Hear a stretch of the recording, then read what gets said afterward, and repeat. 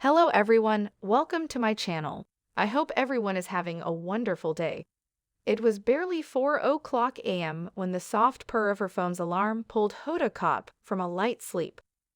The sky was still wrapped in navy velvet, the stars blinking their last goodbyes. She reached for the phone, silencing the alarm with a practiced tap, and paused for a moment, listening. The quiet hum of the city beyond her Manhattan apartment was soothing, familiar. But today wasn't just any day. Today, everything would change. Coffee brewed in the background as Hoda moved with a quiet, elegant efficiency. Her suitcase sat by the door, zipped and ready. A single sunflower peeked from the travel bag's side pocket, her daughter Haley's idea. "So you don't forget sunshine," she had whispered the night before, pressing the flower into her mother's hand. Hoda smiled at the memory. Sunshine. That was the perfect word for her life until recently. While she loved today, loved her co-hosts, loved her viewers, a part of her had begun to ache for something more, something deeper. So after months of soul-searching, she had said yes to a new challenge. A primetime, hour-long weekly show with NBC, Hoda.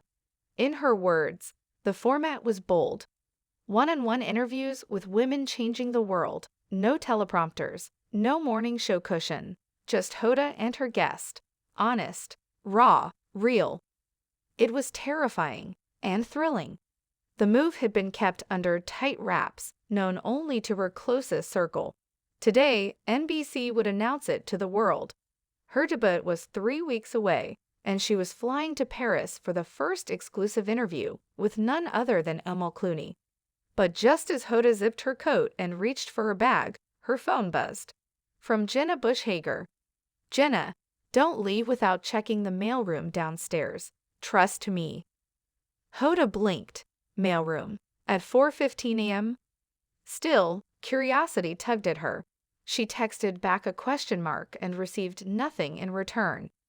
Smiling, she grabbed her coat and headed to the elevator. The building's mailroom was dimly lit, the overhead lights buzzing softly. A sleepy doorman handed her a large, cream-colored envelope with gold edging. There was no return address. Inside was a handwritten card.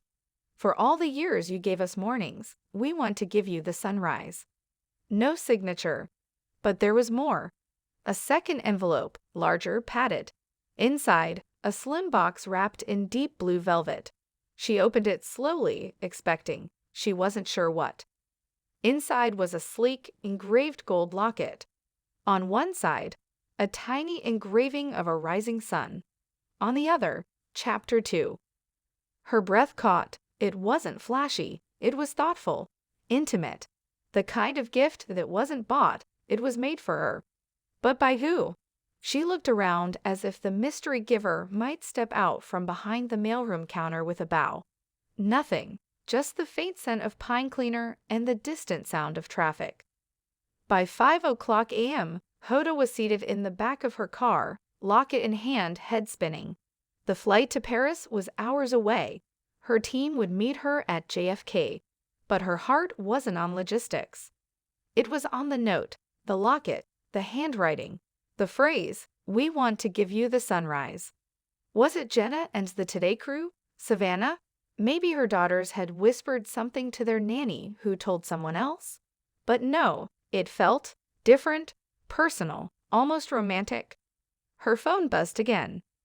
This time, it was a voice message from an unknown number. She hesitated, then played it. A voice, slightly disguised, warm but unfamiliar. "You've spent your life bringing light to the world. It's your turn to receive some. You don't know me yet, but you will. I'll see you at sunrise." The message ended with soft piano music. The melody stirred something in her memory. It was familiar, almost lullaby-like. She leaned back into the seat, breath catching. Something about the mystery touched a place in her that hadn't been stirred in years. Paris lights? In Paris, the mystery deepens. Amid the excitement of her groundbreaking interview with Clooney, Hoda finds clues that point to a person from her past, someone she never expected to hear from again. With every step closer to the truth, she must confront choices regrets, and the possibility that this new chapter of her career might also bring a new chapter of her heart.